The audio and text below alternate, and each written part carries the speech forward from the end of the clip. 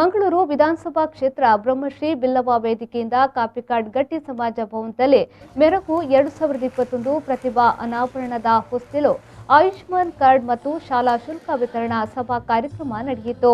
ಕಾರ್ಯಕ್ರಮವನ್ನು ಸಂಸದ ನಳಿನ್ ಕುಮಾರ್ ಕಟೀಲ್ ಅವರು ದೀಪ ಬೆಳಗಿಸುವ ಮೂಲಕ ಉದ್ಘಾಟಿಸಿದರು.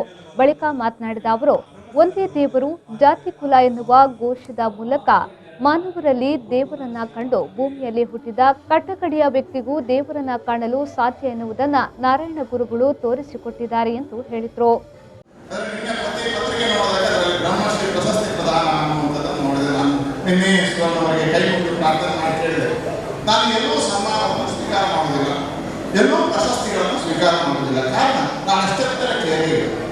ಪ್ರಶಸ್ತಿಯನ್ನು ಸ್ವೀಕಾರ ಮಾಡೋದಕ್ಕೆ ಕನಿಷ್ಠ 60 ವರ್ಷಗಳನ್ನು ದಾಟಬೇಕು.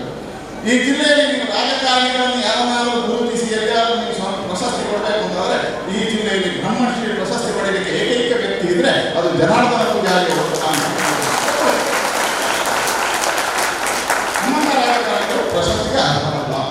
ಸ್ಪಷ್ಟ.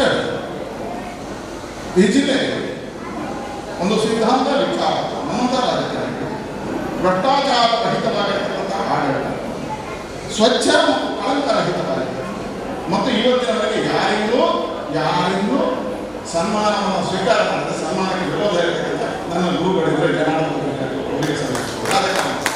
ಧಾರ್ಮಿಕ ಕ್ಷೇತ್ರದಲ್ಲಿ ಬ್ರಹ್ಮಶ್ರೀ ಅಂತ ಪ್ರಶಸ್ತಿಯನ್ನು ಪಡೆಯಬೇಕಿದ್ರೆ ಧಾರ್ಮಿಕ ಸಾಗರವರಿದ್ದಾರೆ, ಚಿಂತನೆ ಇದ್ದಾರೆ ಅಂತ ಶ್ರೇಷ್ಠರನ್ನು ಗುರುತಿಸಿ ಈ ವರ್ಷದ ಪ್ರಶಸ್ತಿಯನ್ನು ಕೊಡಬೇಕು.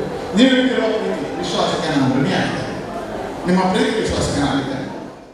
ಈ ವೇಳೆ ಅಖಿಲ ಭಾರತ ಬಿಲ್ಲವ ಯೂನಿಯನ್ ಅಧ್ಯಕ್ಷ ನವೀನ್ ಚಂದ್ರ ಡಿ ಸುವರ್ಣ, ಬಂಟ ಸಂಘದ ಅಧ್ಯಕ್ಷ ಸುರೇಶ್ ಚೌಟ, ಮಂಗಳೂರು ವಿಶ್ವವಿದ್ಯಾನಿಲಯ ನಾರಾಯಣಪುರ ಅಧ್ಯಯನ ಪೀಠದ ನಿರ್ದೇಶಕ ಡಾಕ್ಟರ್ ಗಣೇಶ್ ಸಂಕಮಾರ್, ಶ್ರೀ ಉಮಾಮಹೇಶ್ವರ ದೇವಸ್ಥಾನದ ಆಡಳಿತ ಮುಖ್ಯಸ್ಥರಾದ ಎಜೆ ಶೇಖರ್ ಮತ್ತಿತರರು ಉಪಸ್ಥಿತರಿದ್ದರು.